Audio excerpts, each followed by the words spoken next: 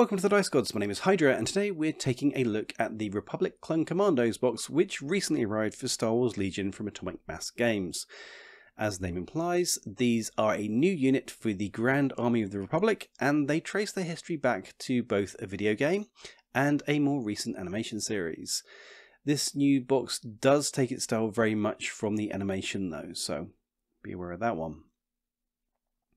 In the box we start with the piece of paper, which bewilderingly contains one small piece of art but 0 build instructions.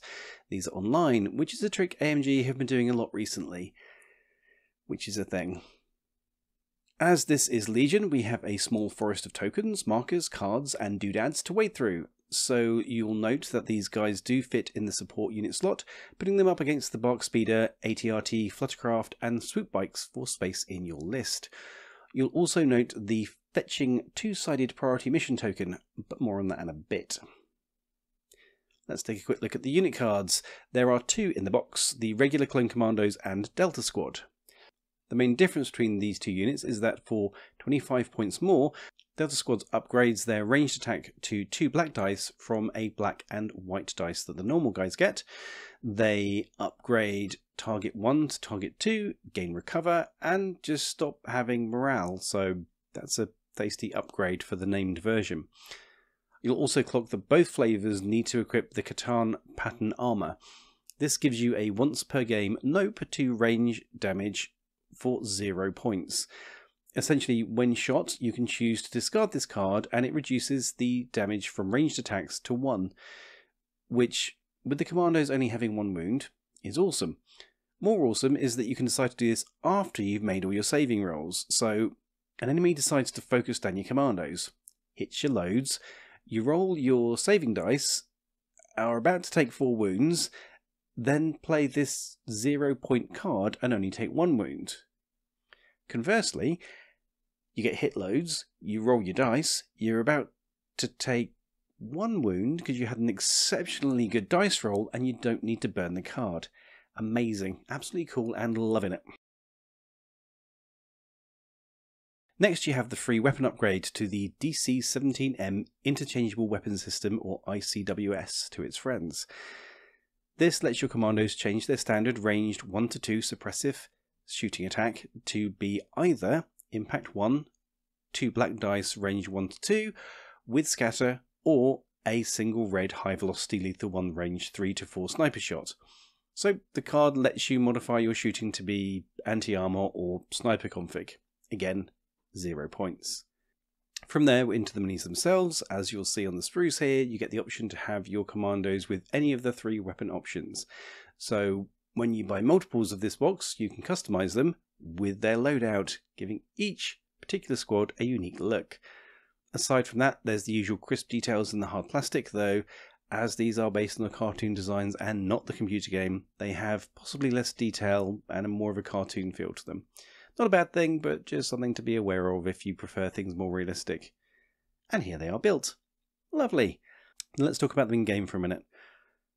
On the whole, you're looking at a unit which is surprisingly flexible, good for objectives, and has some nice damage output.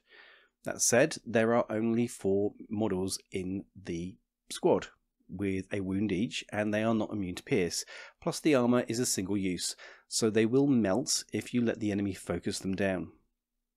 Looking at the standard card to start, the complete mission ability is a really potent tool. Basically, you place a priority mission marker on the board during deployment, and then, whilst in range 1 of this marker, your commandos gain surge to block.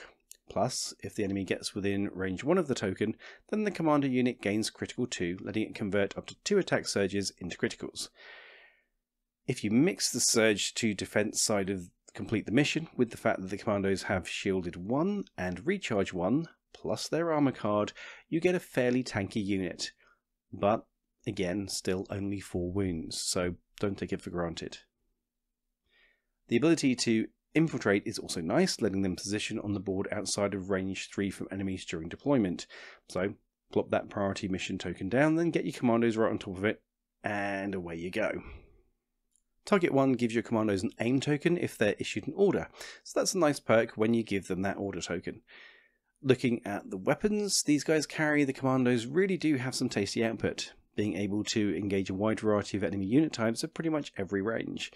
The only downside to their weapons is the lack of sharpshooter on that sniper build. If they had that, they would be bonkers.